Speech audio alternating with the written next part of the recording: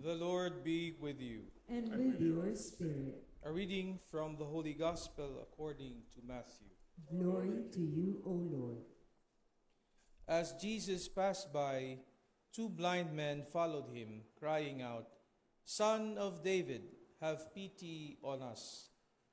When he entered the house, the blind men approached him, and Jesus said to them, "Do you believe that I can do this?" "Yes, Lord," they said to him. Then he touched their eyes and said, "Let it be done for you according to your faith." And their eyes were opened. Jesus warned them and sternly, "See that no one knows about this." But they went out and spread word of him through all that land. The Gospel of the Lord. Praise to you, Lord Jesus Christ.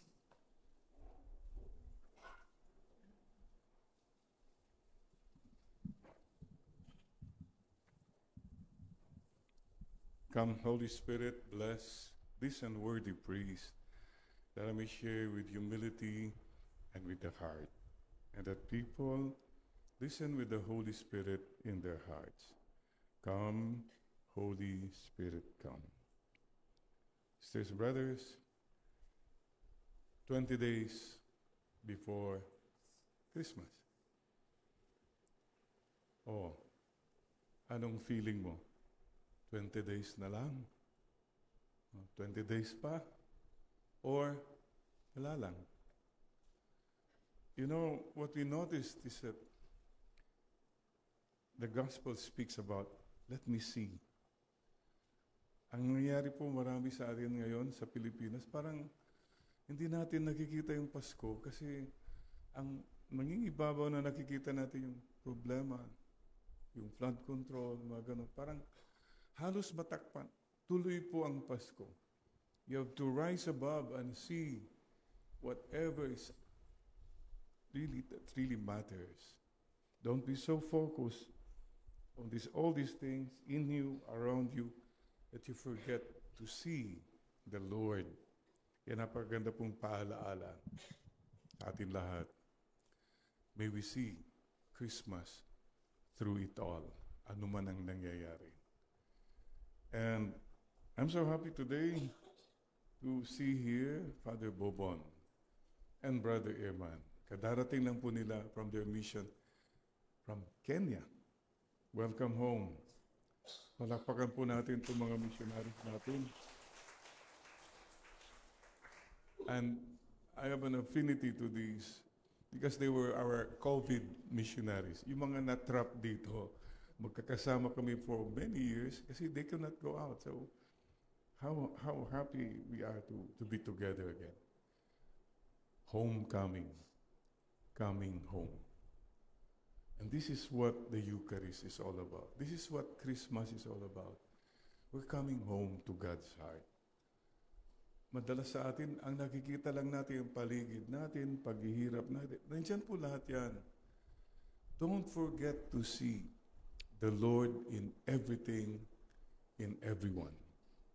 Whatever you're going through, in your sickness, or somebody is sick, in your weakness, in your failures, your disappointments, your hurts, in your pains, may I see you, Lord.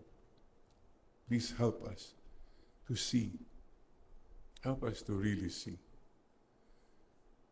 Saint Francis had a beautiful prayer for all of us.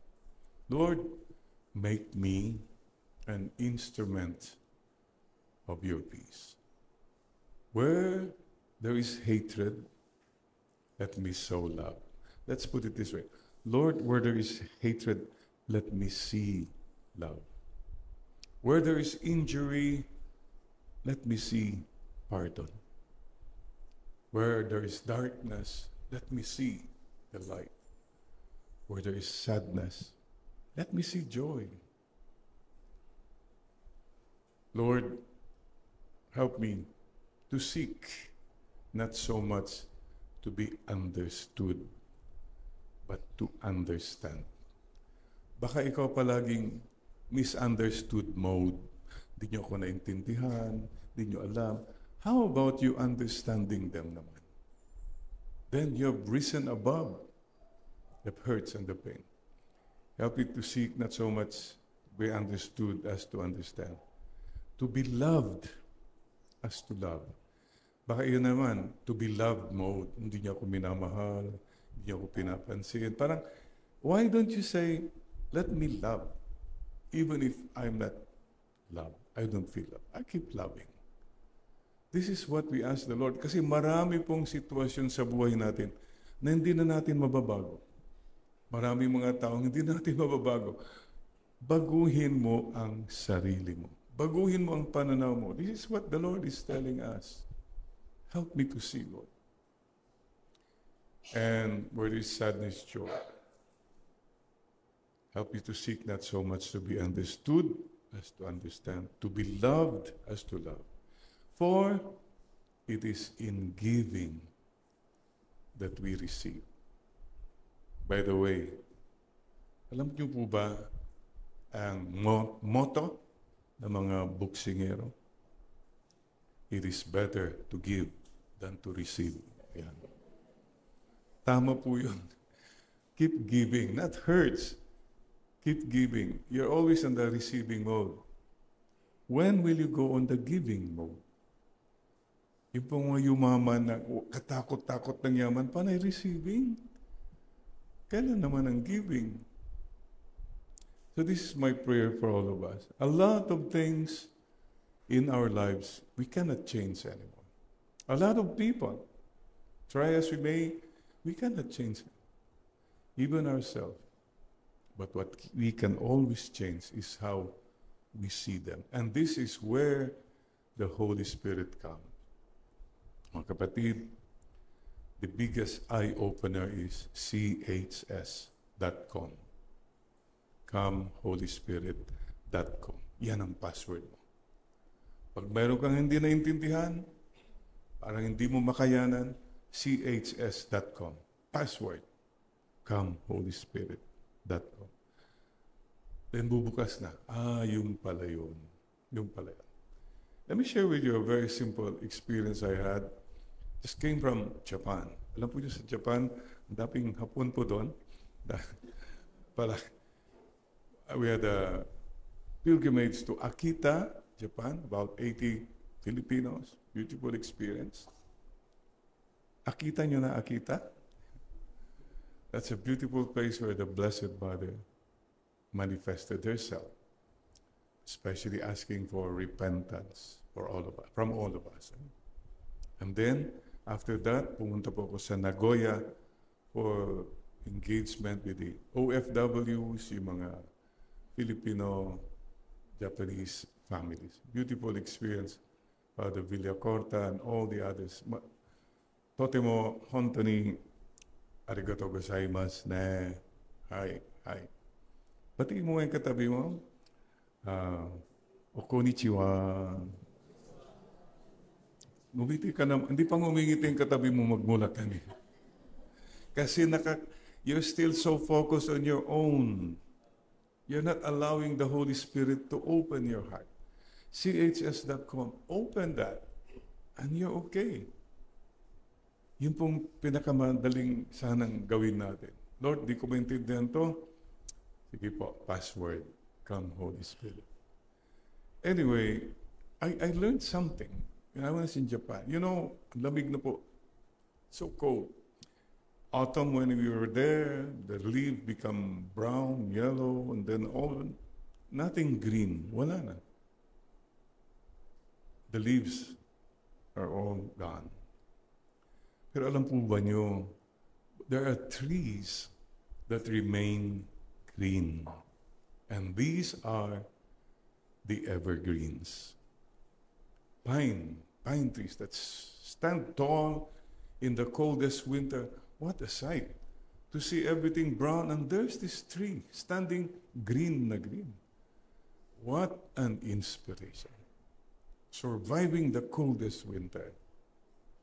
My prayer for all of us is sana you remain an evergreen in the Lord. At kung dumating man mga pagsubok, whatever, you still remain green. The secret of the evergreen is it is deeply rooted on the ground. Malalim. Malalim ang ugat niya. Please be an evergreen. Ano mang pinagdadaanan mo. Be an inspiration. There are people who are like that. Meron namang ibang tao, konting-kontang, ay, naku, wala na. Dasal ka ng dasal. Pero pagdating ng trial, wala na, parang wala na. Stay rooted in the Lord. Stay rooted in the sacred heart of Jesus. Mayroon pang isang trait po ng evergreen. Springtime, yan na. Kalalabasan na yun. Oh, beautiful. The greens come again. And the flowers come again. And the evergreen, nasa likod lang, in the background, unnoticed. Walang pumapansin. Nung winter, napapansin siya. Pero springtime, halos walang nakakapansin. But humble, standing there patiently. Please be an evergreen that can be an evergreen kahit walang nakakapansin. Hindi na po kailangan ng mga pasikat, payabang, pagalingan. That's not what life is all about. Steady ka lang. Until the next fall, and the leaves again fall, and the leaves become, the bare, trees become bare. Once again, you see that evergreen.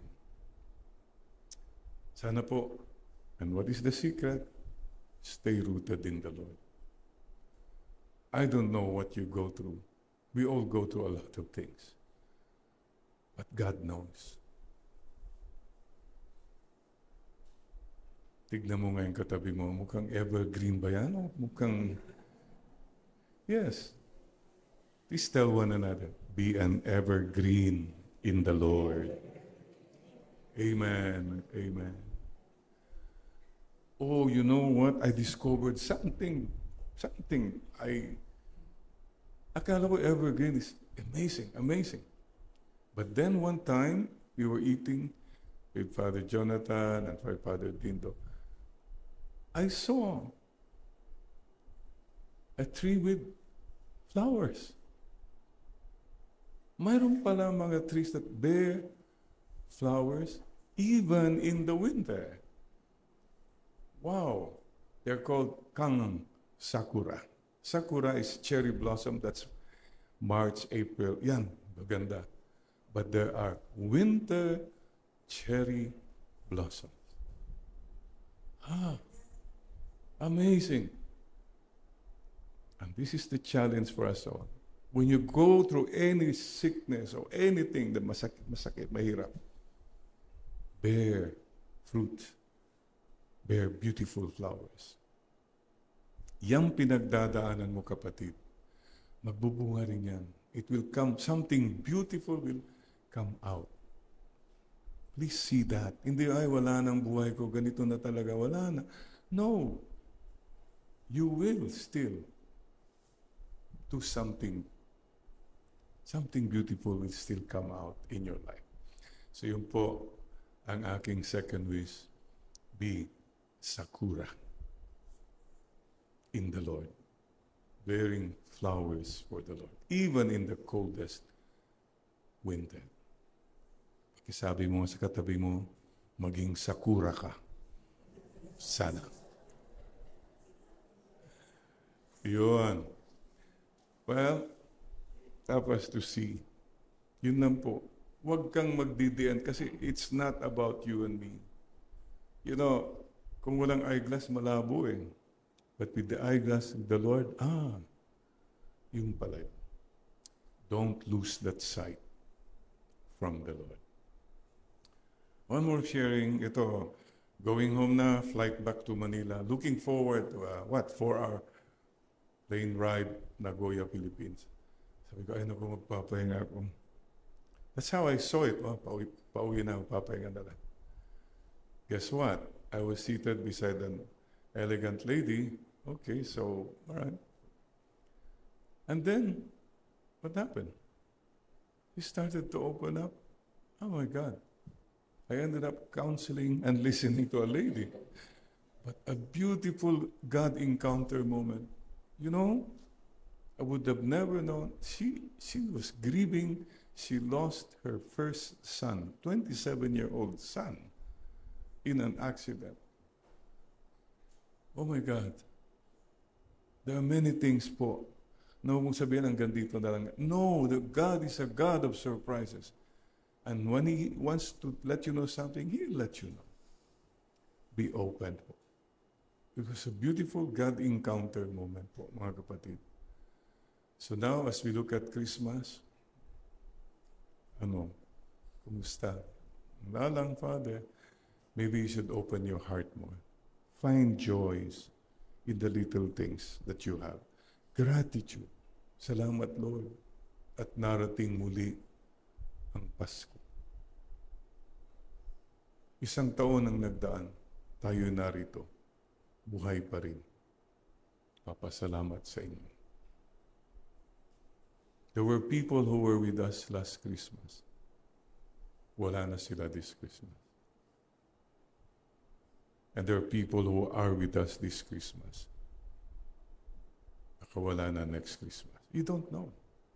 So just be grateful that you are still alive, that people around you, that's where you should see the Lord again.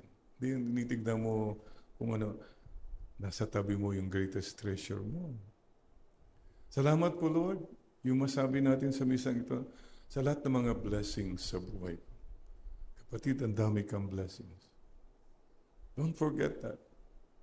Don't compare your blessings with others. Basta ikaw, just keep saying, Lord, I'm so blessed. Could you please tell that to the Lord now? Lord, I'm so blessed.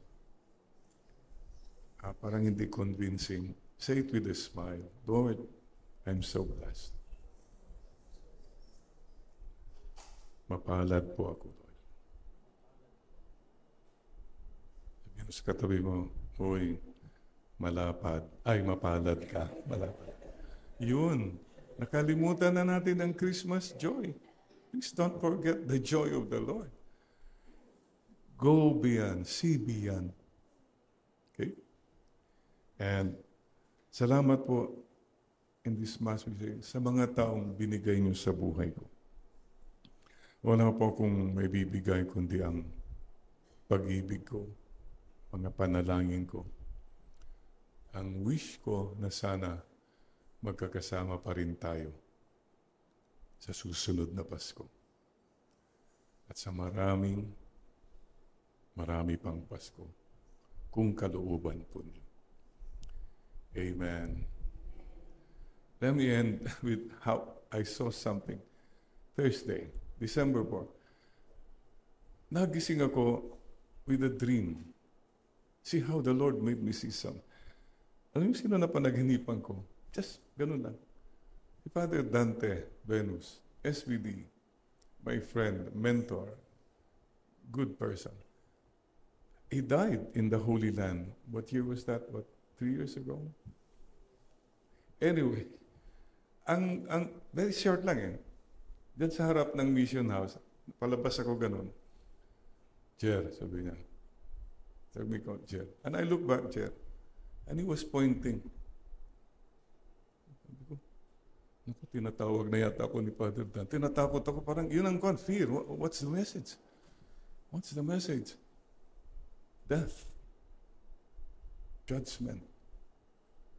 In this Advent are the end times. Huwag natin kakalimutan yan. We are reminded that life will end. We will face God. And God willing, we go to heaven. Kahit ano pong gawin natin. So that was a very clear reminder. Medyo natakot po ako. Sabi ko, Dan, tinatawag mo na bago. I faced that. But then, you know what I realized from that simple gesture niya. Gumanon siya, Jeff. Smiling siya sa akin. Reminding me that there is life after death. That I should not be afraid. Where it comes, when it comes, we don't know. Just continue. Ang gandang paalaala po sa atin na akala natin nandito na lahat ang concerns mo. Hello. The Lord is pointing us again. There is heaven. And we will face God. Ang iniisip ko po, napakahirap siguro. When you die and you know, haharap ka kay Lord, ang dami kang atraso sa Kanya at sa mga tao, dami kang nasaktan, dami kang ninakawan. Wow! Mga kapatid, please, don't ever belittle that. We'll have to face God with justice. There is divine justice. Sabihin, as all to bow our heads in prayer. Lord, here we are, so concerned with our little troubles, little concerns. Ang dami po. And we forget many times to see you, to see your plan, to see your love, to see your goodness sa anumang nangyayari sa aming paligid. So today, we just ask you, Lord, again, help us to see. Help us to look beyond. Tulungan po niyo kaming, bigyan po niyo kami ng pananaw na malawak, pananaw na malalim, pananaw na galing po sa inyo. Thank you for allowing us to see the big picture. There is a big picture. Mama Mary, you always saw the big picture, and that is God's will and God's presence. BTS, mga kapatid, just believe, trust, and surrender. Everything, everyone to God, our loving Father. Amen, Lord.